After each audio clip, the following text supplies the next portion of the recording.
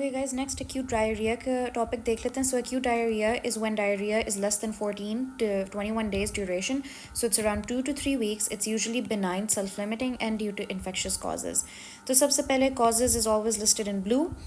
So infectious causes are the most common. इसमें हमारे पास क्या क्या है, viruses हैं जिसमें rota virus and noro virus होते हैं जो कि ग्रुप सेटिंग्स यानी शिप्स और डे केयर्स में ज़्यादा कॉमन है, और बैक्टीरिया जो कि इकोलाई, शिगेला, साल्मोनेला, कैम्पाइलोबैक्टर और सी डिफिसिल कॉज कर सकता है. And then we have protozoa जिसमें giardia, entamoeba histolytica and cryptosporidium शामिल हैं. ठीक है, so these are all infectious causes. तो इकोलाई, शिगेला ये इन्फेक्टेड यानी अगर आप फूड ऐसा खा लें जो कि इन्फेक्टेड हो, और प्रोटोजोआ ये स्पेशली जैसे जियार्डिया है, this is due to unsafe water, food और इन्फेक्टेड पीपल से अगर कॉन्टैक्ट हो. मेडिकेशन इंड्यूस्ड कौन कौन से मेडिकेशंस हैं? तो सबसे पहले you need to think about antibiotics क्योंकि इससे सी डिफिसिल हो जाता है and this kills unhealthy bacteria in the gut. And because unhealthy bacteria is kill, तो जो सी डिफिसिल है ना bacteria, that begins to grow in the gut and this then causes diarrhea. Laxatives will obviously cause diarrhea, like will cause bowel movement, but it can excessively cause diarrhea as well.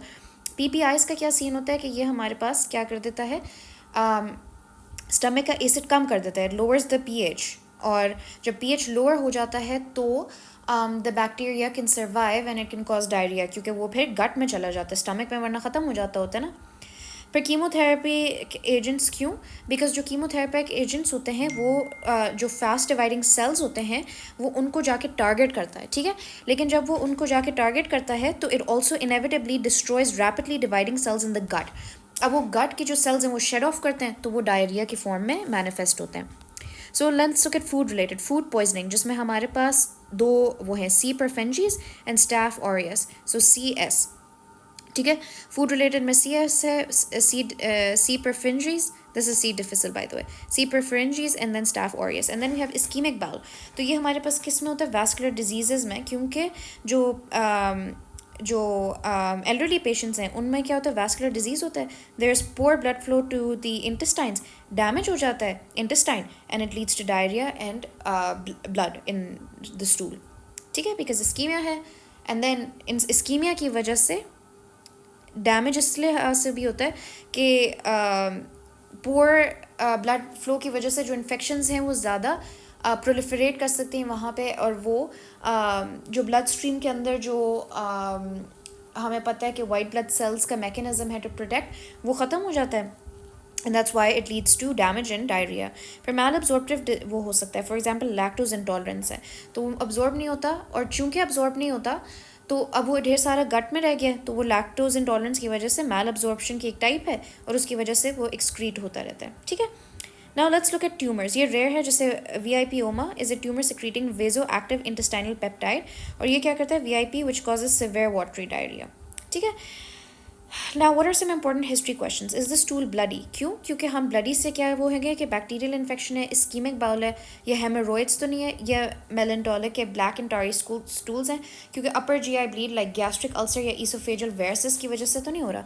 अगर तो stool is bloody तो mostly lower GI bleed है, and if it's black तो अपर GI bleed. तो let's look eight travellers diarrhoea.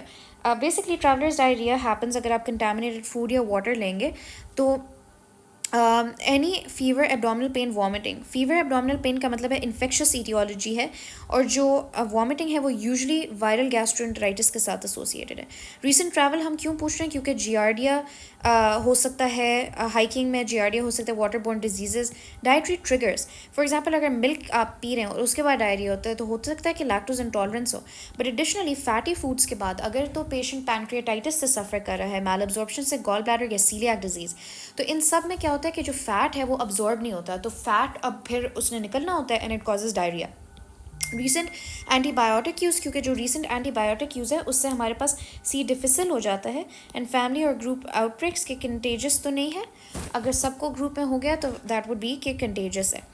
Pathophysiology देख लेते हैं. दो चीज़ें हो सकती हैं, या तो damage to the intestinal mucosa. क्यों होगा? क्योंकि हमारे पास less absorption in the gut है, ठीक है, या फिर सम टॉक्सिन्स इंक्रीज सिक्रीशंस, तो सिक्रीशंस या तो इंक्रीज हैं या फिर अब्जॉर्प्शन कम है, लेकिन दोनों सूरतों में क्या होता है कि जो इंटेस्टाइनल ल्यूमेन है उसमें मटेरियल ज़्यादा हो जाता है तो वो डायरिया की फॉर्म एक्सक्रीट होता है। फिर एक इन्वेसिव ऑर्गेनिज्म है जो कि क्या करता है, वो इन्वेड करता है, म्यूकोजल अल्सरेशन कॉज करता है एंड उससे ब्लडी डायरिया हो जाता है। अब हम देख लेते हैं clinical features with likely aetiology. अब अगर फीवर एंड ब्लडी स्टूल है तो we think about bloody cesspool. क्यों? क्योंकि दैट विल हिंट कि कौन कौन से ऑर्गेनिजम्स हैं। सबसे पहले will think about, we already know कि शिगेला तो होता है, शिगेला और साल्मोनेला हम लोगों को ऑलरेडी पता है कि ये ब्लडी डायरिया कॉज करता है, और जो कंपाइलोबैक्टर है ये भी करता है, एंड एंटोराइजोहेमेरिक ईकोलाई। ठीक है, तो these are invasive bacteria basically जो कि गट को डैमेज कर देता है, they damage the gut lining, जिसकी वजह से फीवर होता है और ब्लडी डायरिया होता है। तो सेस से हमने याद रखना है कैम्पाइलोबैक्टर, एंटेरोहेमोरेजिक इकोलाई, शिगेला एंड साल्मोनेला। ठीक है, और फिर देयर इज़ नो फीवर और वाटरी स्टूल। तो इसका क्या मतलब है, ये वायरल हो सकता है क्योंकि वायरल में यूजुअली फीवर नहीं होता, वाटरी स्टूल होता है। Norovirus and rotavirus, और जो दूसरा इकोलाई का टाइप है enterotoxigenic, because it does not invade the gut lining. So what does that mean कि ब्लड नहीं आ रहा, so there is no fever और ब्लड, क्योंकि जब हमने इन्वेजन हो गई है तो तब फीवर हुआ ना, damage the gut lining, but it causes toxins या इन्फ्लामेटरी रिस्पॉन्स, जिससे फिर क्या होता है, वाटरी डायरिया होता है, क्योंकि टॉक्सिन्स रिलीज हो रहे हैं तो वाटरी डायरिया होता है, कैरेक्टरिस्टिक, या वायरल भी हो सकता है। रैपिड ऑनसेट, तो लेट्स थिंक अबाउट कि कौन से फूड से होता है। अगर for example cooked rice, bad salad, और इसी में हमारे पास हिंट है कि कौन से ऑर्गेनिज्म से हो जाता है। तो B for Bacillus cereus and S A for Staph aureus. ठीक है, तो Staph aureus and Bacillus cereus, तो ये क्या है, दीज आर क्या कहते हैं, प्री फॉर्म्ड टॉक्सिन्स होते हैं, and diarrhoea occurs with in 1 to 6 hours। इसकी ख़ास बात ये होती है कि रैपिड ऑनसेट होता है। तो अगर स्टेम में लिखा हुआ है कि पेशेंट ने बाहर से खाना खाया और साथ ही उसको डायरिया हो गया, तो then you start thinking about rapid onset में फूड पॉइजनिंग। फिर परसिस्टेंट डायरिया आफ्टर ट्रैवल, तो ये होता है ट्रैवलर्स डायरिया। तो travel brings G and E, इसमें हम सोचते हैं जियार्डिया एंड ई हिस्टोलिटिका। हमने यहाँ पे भी पढ़ा था, ये 3 मैंने ऑर्गेनिजम्स बताए थे, जियार्डिया, हिस्टोलिटिका एंड क्रिप्टोस्पोडियम।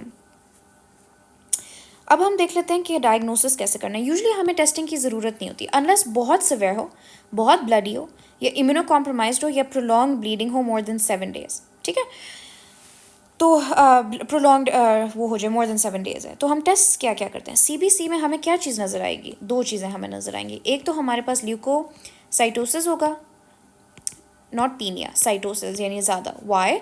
क्योंकि हमारे पास इन्फेक्शन है। और जो दूसरी चीज़ हमें नज़र आएगी ना, दैट इज़ अनीमिया। जो अनीमिया है दैट इज़ वाई? क्योंकि हमारे पास या तो कोई क्रॉनिक डिजीज़ चलती आ रही है, या फिर मैल अब्जॉर्प्शन हो रही है जिसकी वजह से अनीमिया हो रहा है, या ब्लड लॉस है, ब्लीडिंग हो रही है। स्टूल कल्चर में हमें क्या नज़र आ सकता है, शिगेला, साल्मोनेला, कैम्पाइलोबैक्टर, जो कि हमने कहा था सेस पूल, और इसमें एंटेरोहेमोरेजिक भी शामिल है। फिर stool WBC and faecal leukocytes.